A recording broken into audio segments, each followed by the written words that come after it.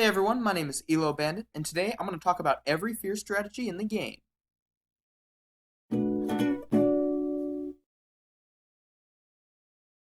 First of all, what is fear? Fear originally stood for Focus Sash, Endeavor, Quick Attack, Rattata, but now the term basically includes every level 1 Pokemon that can take on a level 100 Pokemon. So how exactly does a level 1 beat a level 100? Well, it takes advantage of two things. The fact that it is slower and has extremely low HP. On turn 1 of a matchup like this, Mewtwo would start with Psychic, and Rattata would use Endeavor. Psychic brings Rattata down to 1 HP, and Endeavor does the exact same thing to Mewtwo, bringing him down to 1 HP. On turn 2, Rattata simply uses Quick Attack to finish off Mewtwo before another Psychic can hit. There are 5 basic types of fear strategies: 1-for-1, Sweeper, Hazard, Status Stall, and Trick Room. 1-for-1s look like this. They've got Endeavor and Quick Attack. Endeavor, of course, lowers the target's HP to the user's HP, whereas Quick Attack is a priority move that does a minimum of 1 damage. These Pokemon carry Protect to deal with Fake Out, and Pursuit to catch targets that want to switch out after being endeavored. Tailo is actually the best user of this strategy, since it has the ability Scrappy, which means it can hit ghosts that normally avoid Endeavor and Quick Attack. Pikachu is also notable because at level 21, it learns the move Feint, which has priority over even Protect. However, Pikachu does not get access to Pursuit. Here's the tier list of Focus Sash, Endeavor, Quick Attack Pokemon. Tier 1 is Tailo, since it has both Scrappy and Pursuit. Tier 2 is level 21 Pikachu, since it has Feint, which is a much better priority move than Quick Attack. Tier 3 have access to Pursuit, and Tier 4 do not have access to Pursuit. However, each and every one of these Pokemon can take out a level 100 as long as they don't have priority. These 1-for-1 Pokemon are countered by priority moves, status moves, leftovers or citrus berry recovery, ghost types, unless you're using Tailo, Rocky Helmet or other recoil damage, Substitute, which blocks Endeavor, or multi-hit moves. Next up are the two sweepers, Smeargle and Aron. Smeargle is unique in that he gets every single move.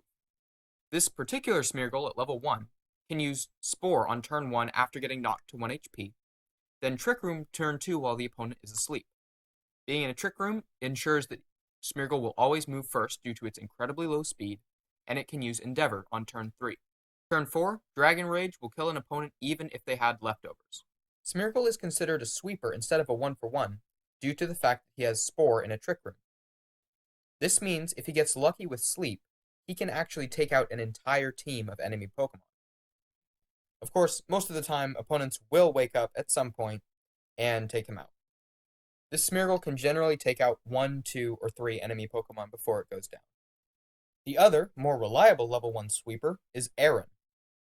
Since Aron has the ability Sturdy, he cannot be one-shot by anything. It essentially works the same way as a Focus Sash.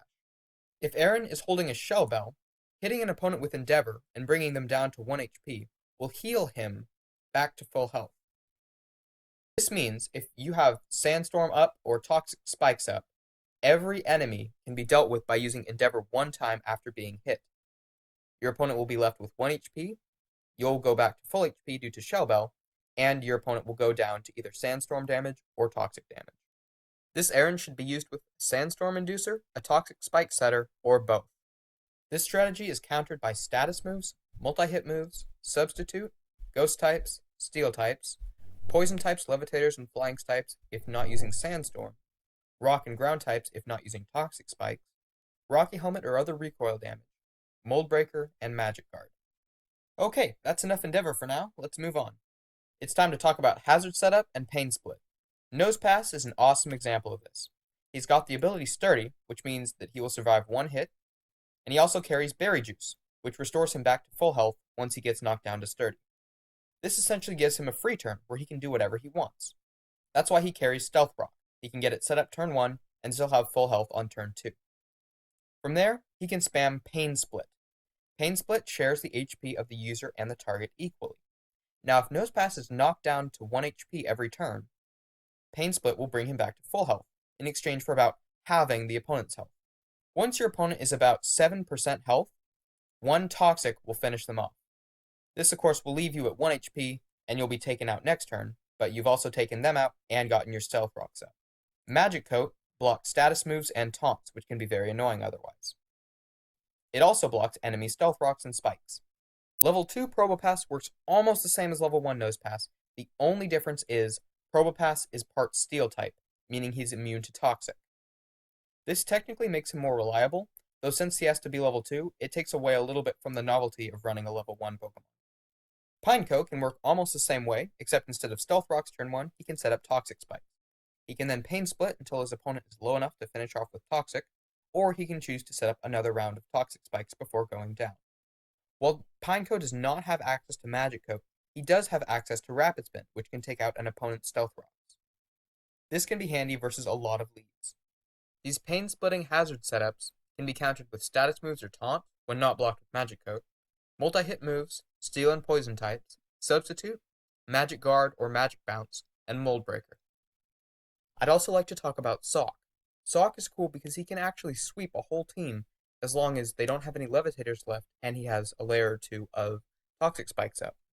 Red card is there because your opponent's lead isn't poisoned yet, and every Pokemon that switches into toxic spikes becomes poisoned.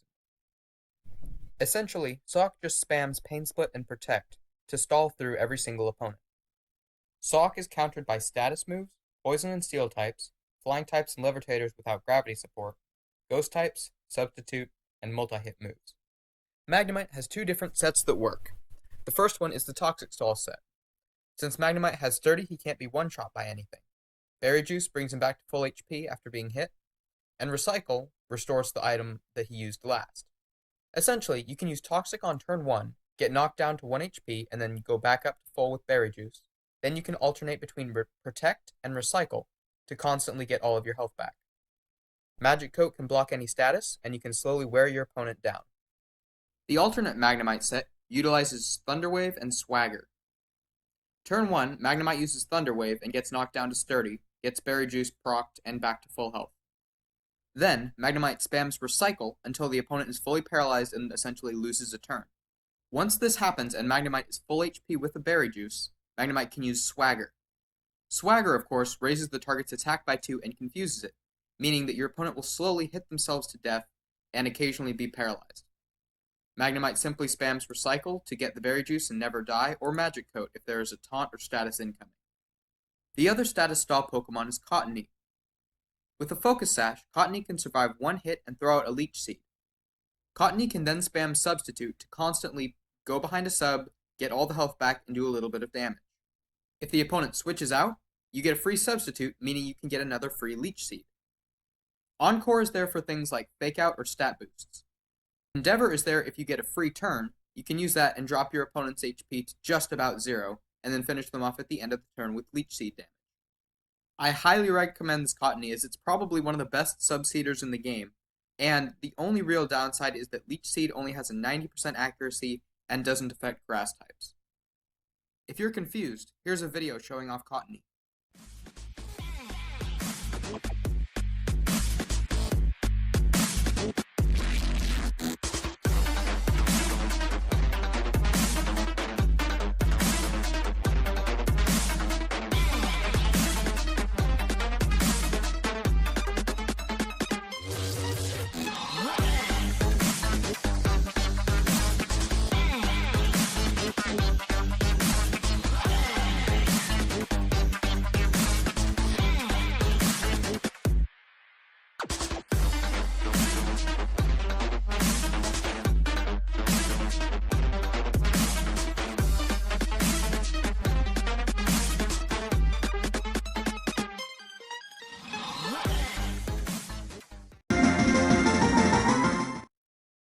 The very last Fear strategy is Trick Room plus Destiny Bond.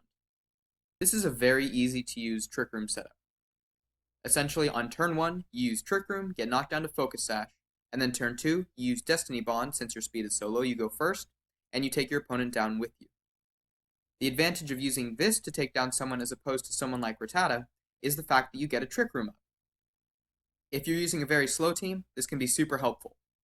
There are a whole bunch of level 1 Pokemon that can learn Trick Room and Destiny Bond. The only big difference is some can learn Magic Coat, which bounces back status and taunt, and some can't. Ralts, Shuppet, Misdreavus, Pumpkaboo, Hoopa, Phantump, and Yamask can all learn Magic Coat, and are thus more recommended.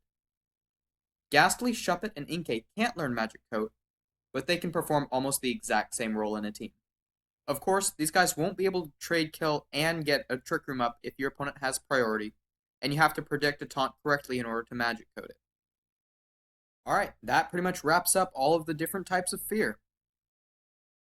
So overall, how viable is it to bring a level 1 Pokemon to fight a level 100? At high levels of play, not very. At least a few of these Pokemon have been seen before by a vast majority of people who have been playing for a long time. However, at low to mid skill levels, any of these Pokemon can catch an opponent off guard and probably make him facepalm. Putting a single Fear Pokemon on your team, especially as a lead, can be very effective, especially if you're able to outplay and predict your opponent. I hope you all learned something, so I'll see you next time. Until then, good luck and have fun with Fear!